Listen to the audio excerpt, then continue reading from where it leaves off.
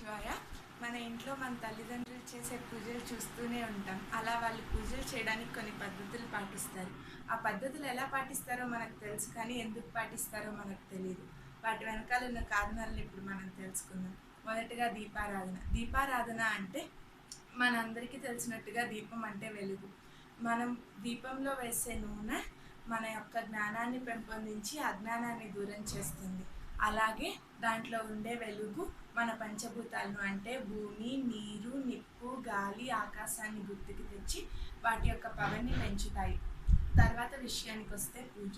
పూజ అంటే మన ఇంట్లో ప్రతి ఒక్కరూ చేసుకునేది. అది మన హిందూయిజంలో ఫాలో అయ్యే ఒక ట్రెడిషన్. ఆ పూజని 2 విధాలుగా విడదీయచ్చు. ఒకటి పా అంటే పారాయణ. పారాయణ అని ఇంకో విధంగా ఎలా చెప్పొచ్చు అంటే మనం దేవుడి గురించే ఎప్పుడూ ఆలోచిస్తూ దేవుణ్ణే పూజిస్తూ ఉండడం. ఇంకో విధంగా ఎలా చెప్పొచ్చు, జ అంటే జపం.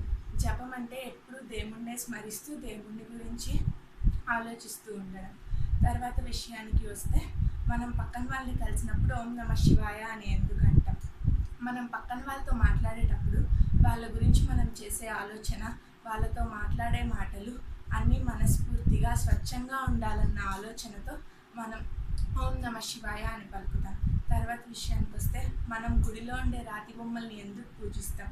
రాతి బొమ్మలు అంటే మనం అక్కడ చూడాల్సింది అది రాయ బొమ్మ అని కాదు, దాని వెనకాల ఉండే నమ్మకం. ఆ నమ్మకాన్నే మనం దేవుడు అంటాం. అది రాతి బొమ్మలోనే కాదు, మనం ఎక్కడైనా చూడొచ్చు.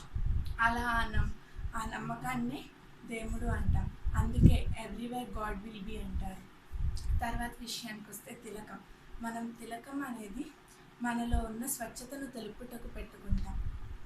తర్వాత విషయానికి వస్తే భోజనం. భోజనం చేసేటప్పుడు ముందు ఎందుకు ప్రార్థిస్తాం?